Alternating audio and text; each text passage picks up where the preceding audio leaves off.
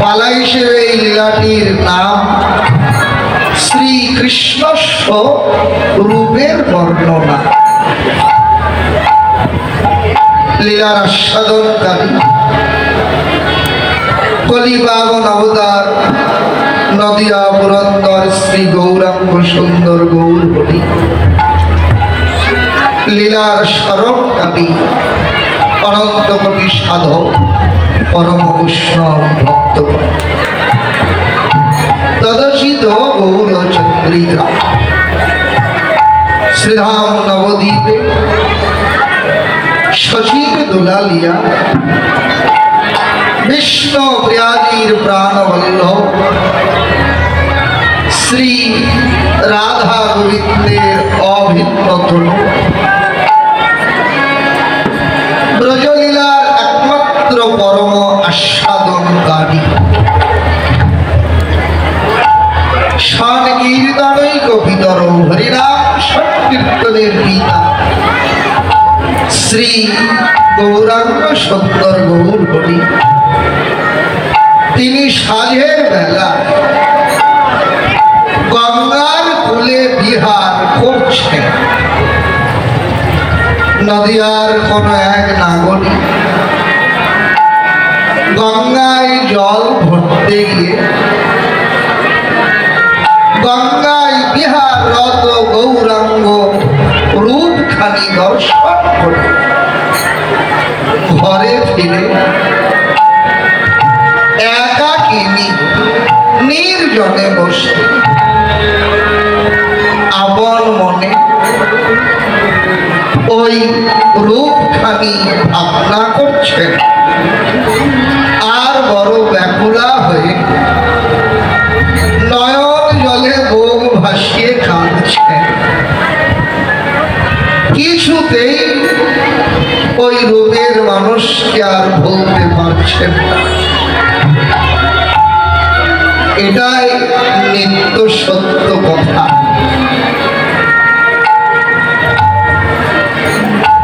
তত্ত্ব জানালে শুধু ওই নদিয়ার নাগরী বলে কথা নয় গো, এ জগতেও কোনো মানুষ তার এক জনমের সৌভাগ্যের ফলে হোক, বহু জনমের সৌভাগ্যের ফলে হোক, বহু বহু জন্ম জন্মান্তরের সৌভাগ্যের ফলে হোক,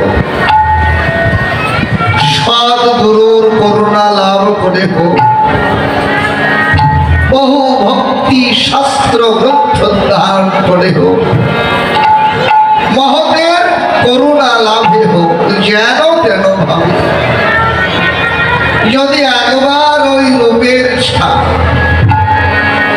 কারো অন্তরে লেগে যায়, তারও পরিণাম এমনই হয়। কারণ অন্তর হয় না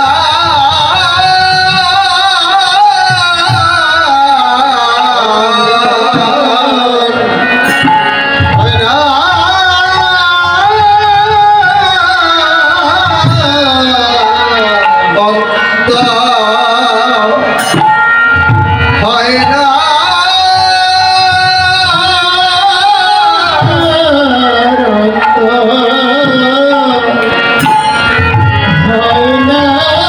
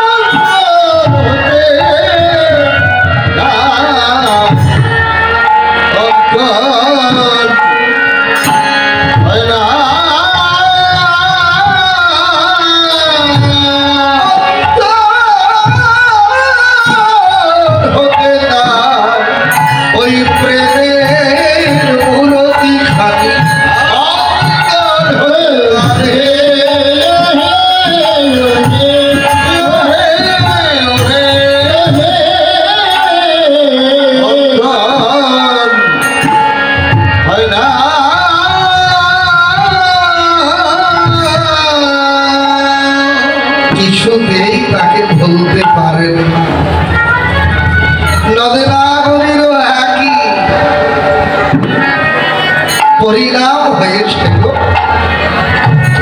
গঙ্গায় জল ভরতে গিয়ে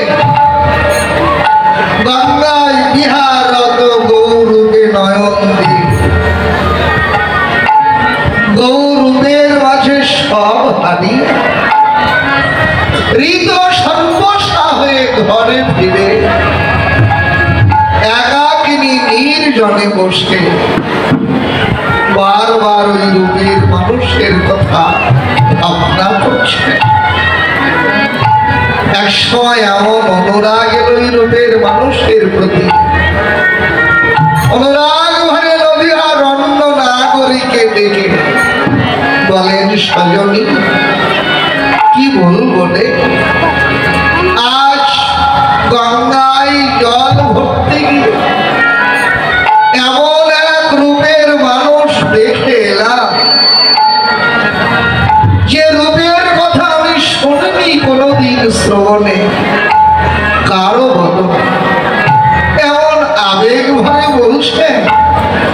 নদীয়ার অন্য নাগরী বলেন, বলিস কি এমনই কি সেই রূপ? বলেন, হ্যাঁ রে, রূপখানিকে দেখে মনে হলো রূপ তো নয়, নীরদ নয়নে গৌরাঙ্গে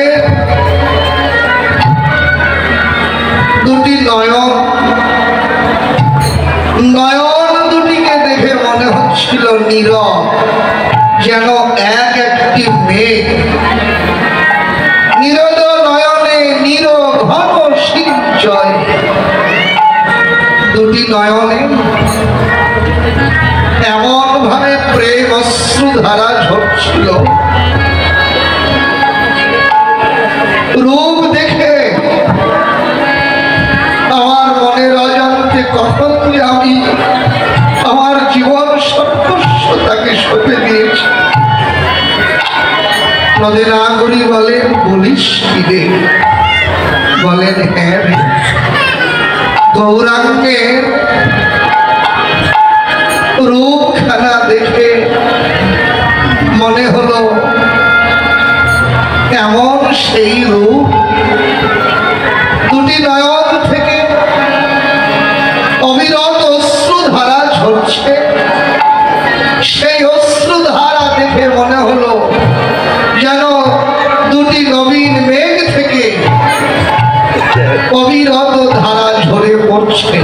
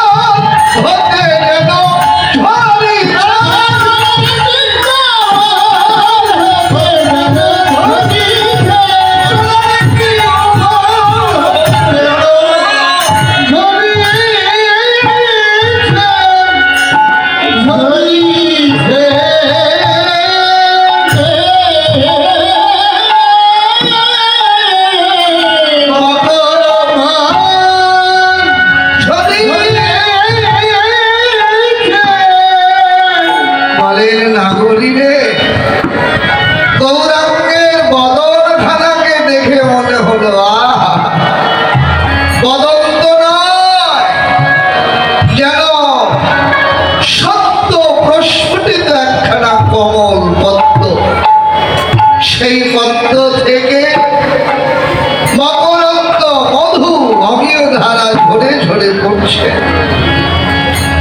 বৈষ্ণব কবি বললেন, ও বিন্দু বিন্দু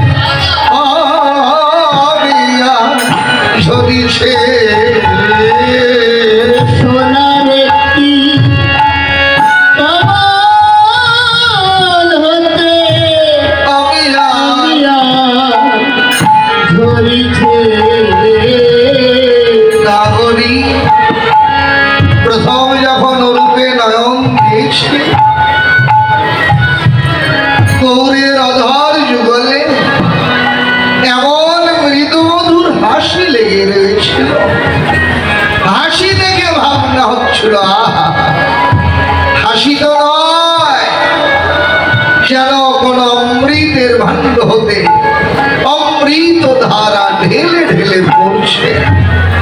বৈষ্ণব কবি জানালেন, ওরে বিকশিত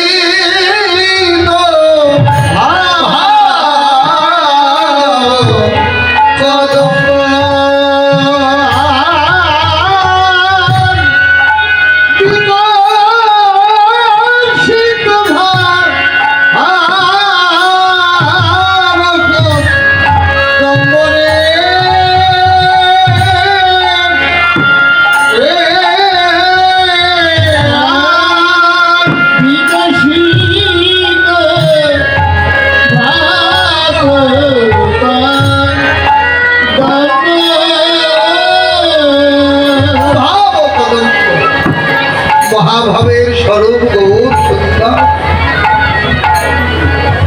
এই পৃথিবীতে একমাত্র সাগর যেমন পারে পৃথিবীর সমস্ত জলাশয়ের জল একসঙ্গে নিজের বুকে ধারণ করতে, এই ক্ষমতা যেমন সাগর ব্যতীত অন্য জলাশয়ের নেই, তেমনি মহাভাবের স্বরূপ গৌর সুন্দর ব্যতীত এই যে অষ্টসাত্ত্বিক ভাবগুলি, শুধু অষ্টসাত্ত্বিক ভাবই নয়, এই প্রত্যেকটি ভাবের আবার এক একটির 11টি করে গৌণ সাত্ত্বিক ভাব রয়েছে।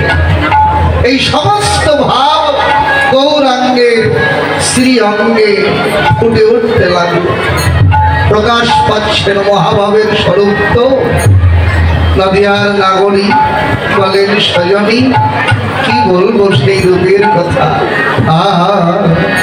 কি পেয়েছিল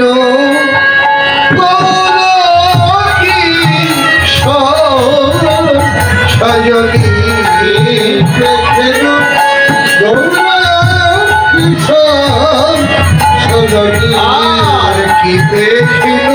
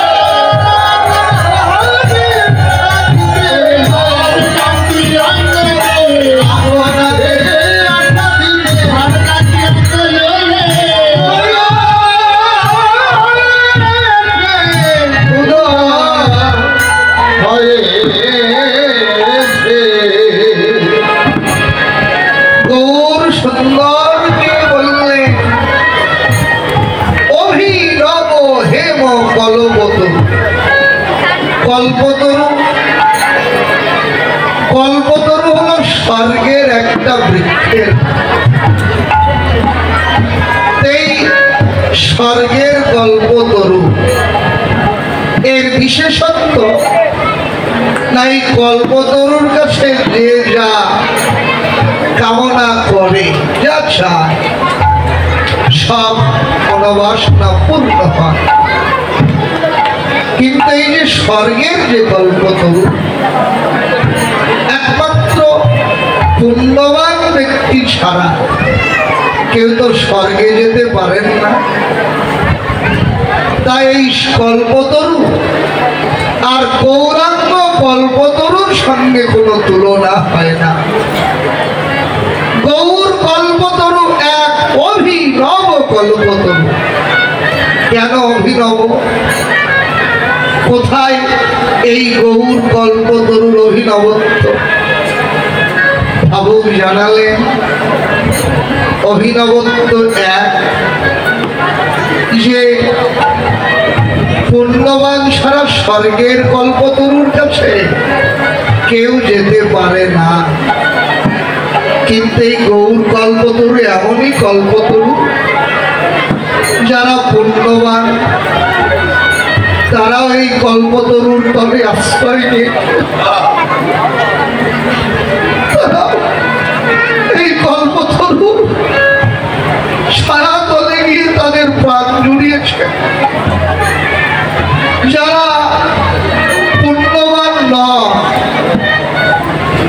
এমনকি যারা অহংকারী, এই কল্পতরু এমনই কল্পতরু তাদেরকেও কৃপা থেকে বঞ্চিত করে। অভিনবত্ব দুই, এই স্বর্গের কল্পতরু অচল, এক জায়গায় ঠাই দাঁড়িয়ে থাকে। স্বর্গের কল্পতরু কারো কাছে ছুটে যায় না, বরং স্বর্গের কল্পতরুর কাছে গিয়ে চাইতে হয়, তবে কিছু পাওয়া যায়। কিন্তু এই গৌরাঙ্গ কল্পতরু এমনই কল্পতরু, এই কল্পতরু সচল। এই কল্পতরুর কাছে যারা গিয়েছে তারাও তার কৃপা পেয়ে ধন্য হয়েছে। যারা জানে এই কল্পতরু এমনই কল্পতরু, নিজে চেঁচে গিয়ে তাদেরকে কৃপা দান করেছে। এই জন্যই চরিতামৃত মহাপ্রভুকে বলেছেন মহাবদান্য অবতার। মহাবদান্য মানুষ যে চাইলে দেয় তাকে বলেন দাতা, যে না চাইতে দেন তিনি হলেন মহান দাতা। আর যিনি একেবারে জোর করে চেঁচে সেধে উজোর করে পিলায় দেন তিনি হলেন দাতা শিরোমণি। এবার এমনই অভিনব কল্পতরু রূপে এসেছে যারা শ্রী গৌরাঙ্গের নিকটে গিয়ে কৃপা ভিক্ষা চেয়েছে, প্রভু তাদেরকেও কৃপা দিয়ে ধন্য করেছে। যারা চাননি তাদেরকেও কৃপা থেকে বঞ্চিত করেন, আর যারা চাইল তো নাই, যারা অহংকারে মুক্তা পর্যন্ত ফিরিয়ে দিচ্ছে। পরম করুণার করুণালয় গৌর সত্য সেই অহংকারীর সামনে গিয়েও তন্ত্রে তৃণ ধরে বলেছেন, রে একবার বদনে হরিবল, যে হরি বলে কৃষ্ণ বলে আমি চলবের মতো তার কাছে নিজেকে বিক্রয় করতে। তাই আজকের কল্পতরু বড় অভিনব কল্পতরু। তাই বৈষ্ণব কবি বলেছেন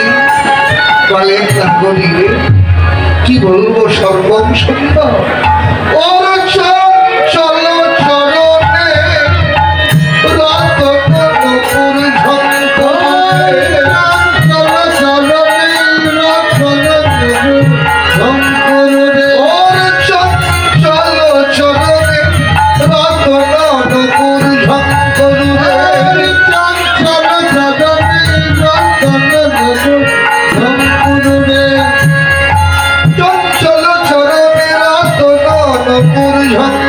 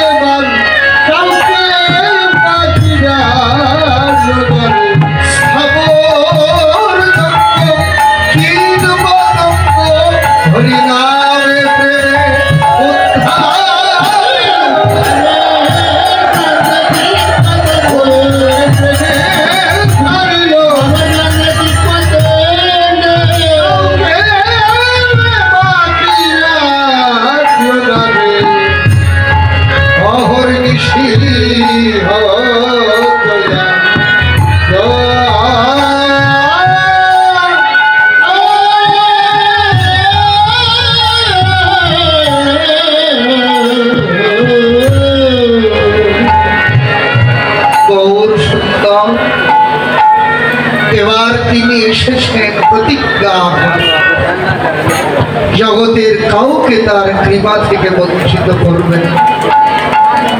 ভগবান প্রতি যুগেই তার নিত্য ধাম ছেড়ে এই পৃথিবীতে মানুষের সাজে মানুষের দেশে অবতীর্ণ হন। কেন আসেন? তার ভগবত্তা লুকিয়ে এই আসবার একটিমাত্র উদ্দেশ্য হলো তার ভক্তকে কৃপা করবার জন্য। ভক্তের জন্য এমন কোন কর্ম নেই যে কর্ম ভগবান পৃথিবীতে এসে করেন। অন্য যুগে যারা তার কৃপার যোগ্য ছিল কেবল তাদেরকেই কৃপা করেছেন। অযোগ্যকে অন্য যুগে তিনি কৃপা করেন, কিন্তু এবার কলি যুগে এসে কে যোগ্য কে অযোগ্য, কে ধনী কে মানি, কে ব্রাহ্মণ কে চন্ডাল, কে বিদ্বান কে মূর্খ, কে উঁচু কে নিচু, কোনো বিচার করলেন না। সবাইকে এই প্রেম ধনে ধন্য করলেন।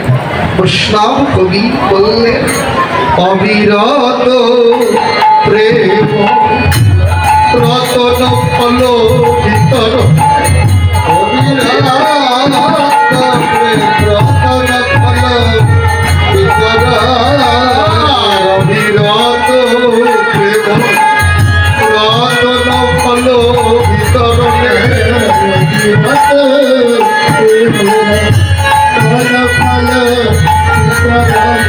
আখিল মনোরথ